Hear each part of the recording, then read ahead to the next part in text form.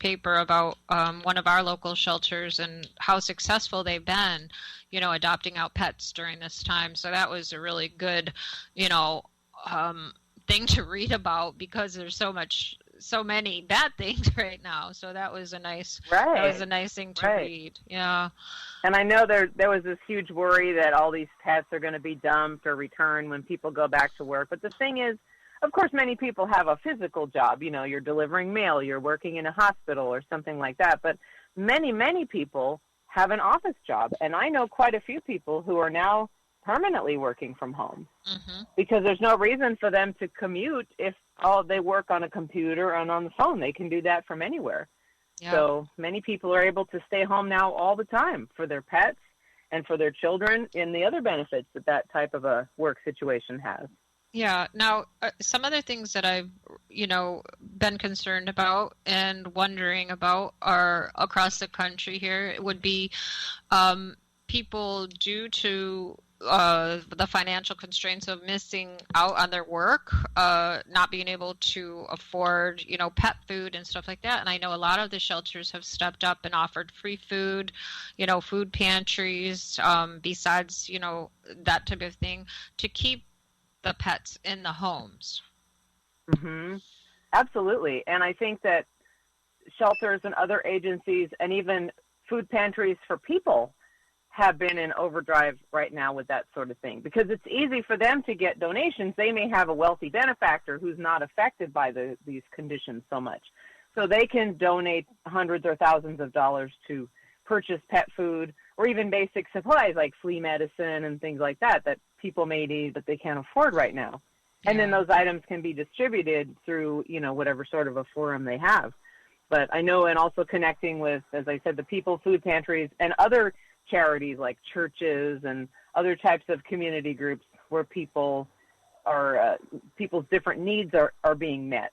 And so they're able to include pets in that as well, recognizing how important it is for people to keep pets in the family. Yeah, definitely. I forgot what I was going to say. I'm listening to you talk, and it came to me while you were talking, and of course it went in one side and out the other.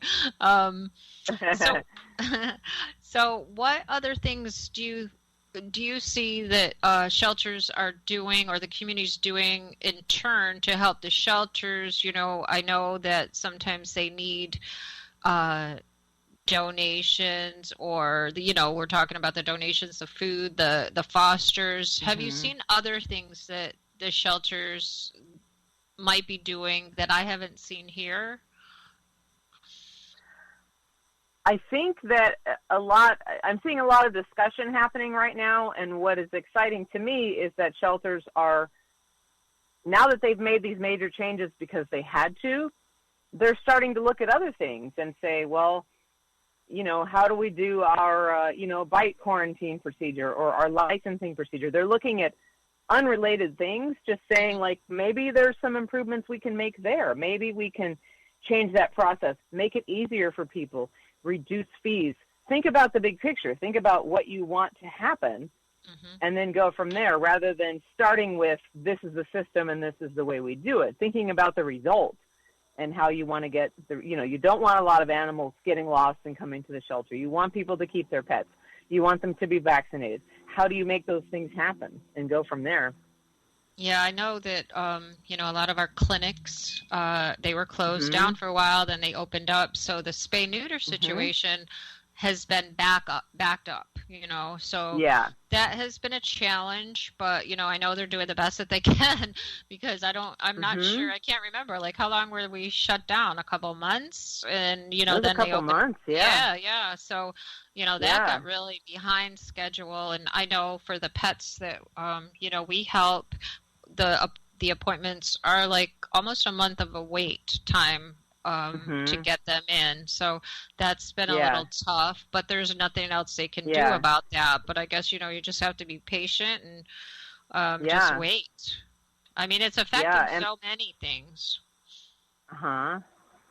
It is. It's a real ripple effect, but I think that, I know that, like UC Davis here in California and the other universities around the country that really focus on veterinary medicine and shelter medicine, there's a lot of innovations now with earlier spay-neuter, with, less invasive spay-neuter and these kinds of mass spay-neuter clinics. So, and they're just training up more vets and getting more vets interested in this kind of work so that more can be done. Or even a vet that has a private practice to provide a certain amount of time to volunteer or a day at the shelter, just to get people excited about getting these things done and how important it is to the health of the community. So I think as we engage more people, we will be able to complete more surgeries and provide more services for people. And once summer is over, then at least it's not kitten season for a second, and we can kind of catch up. But again, it's having enough veterinarians and all of their assistants to do this kind of work, and the funding for the facilities and the equipment and everything that you need for that. But I'm seeing that happening, and I think that's going to continue to improve in the coming months and years. Yeah, that's really good news, because we need that. It's always, there's so many pets and so many kittens right now. It's crazy. Oh yeah. My gosh, every day. Is there anything else you want to add? We've got like about 4 minutes left. Is there anything really important? I know one thing we need to stress to people, because we're both in the lost pet prevention business, is that at times like this, with the shelters being on limited hours and appointment only, it's so important for your pet to be wearing ID or microchipped. Yes. Absolutely. And I know we've talked about that before with IDs and microchips. So for people to do those things, to do them correctly, to understand how they work. And I would also ask that the public be kind and be patient with animal welfare folks, because they are doing the best they can. And we need to, as a community, to come together and understand that things are different. And what we thought was normal is being challenged. And it doesn't mean that it's perfect or it's going to work every time or it's always going to be this way, but everyone has to be patient and not lose their temper with someone because they don't get the answer they want or because they can't get someone on the phone. Understand, we're all in this together, and we all need to learn how to support each other as a community and to support the shelter, and not just assume that it's their job, they need to come here and solve this problem. No, it's everybody's problem. We all need to work together to make things happen. Yeah, that's very, very true.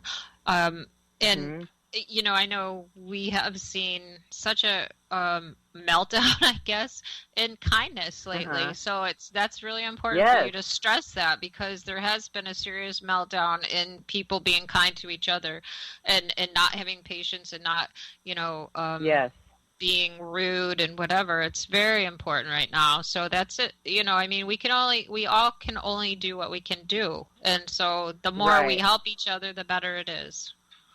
Yes. Yes, I couldn't agree more. So would you like to tell everyone how they can look up your information, your website, and anything else you'd like to tell them in order for them to learn more about your organization? Sure. So you can learn all about our organization through our website, which is missionreunite.org, and I can be reached at bwasson, W-A-S-S-O-N, at missionreunite.org. We're always adding more information to the website. It's information for people primarily who've lost a pet, of course, but also for those who found a pet or who want to help out in that area. We have content that's both written and in video format, depending on what people prefer. So we hope that you'll learn all this information for yourself, share it with others who need some help, and just get all that free information out there so that people have the information that they need. Yeah, that's good. All right, Brigid, what final information would you like to tell everybody about right now? Because I know this is such an important topic. Well, I think that, as I said in the beginning, it is ironic that it took a pandemic to bring about positive changes, but sometimes that's how things work in the world. It takes something crazy or negative happening to have some positive ripple effects, and I would encourage everyone to look at that and to think about what you personally can do. You may not have a lot of money to donate to a shelter. You may not work in a nonprofit organization. But can you help your neighbors? Can you help your family members? Can you buy a tag for your grandmother's dog because she doesn't like to go to the store and her dog doesn't have a tag? Do you have elderly neighbors? Can you ask them if they need help with something? Everybody can do something in their own family, in their own home, in their own community. It doesn't have to be a huge effort, because small efforts become large efforts. They have a large effect. And if everybody did that, then many of these problems would be resolved. Yeah, that's great. It's so true. I mean, I'm so glad I had you on, because what you know, we sometimes talk a lot of negative things because lost pets can kind of go down that road. But this conversation, you know, it's on a positive spin for a not so positive thing, I guess, you know. So I'm glad that you were able to come on today, and I really appreciate it. Great. Me too. All right, everybody. So I want everyone to remember that a lost pet can't tell anyone where it lives, so please be sure they're microchipped and wearing their ID tags. Especially now, it's more important than ever. And if your pet is microchipped, be sure that chip is registered and up to date. If you need help with that, contact your local shelter or your vet and ask them, or one of your local lost pet organizations. Thanks for joining us today, and until next time, take care and keep your pets safe.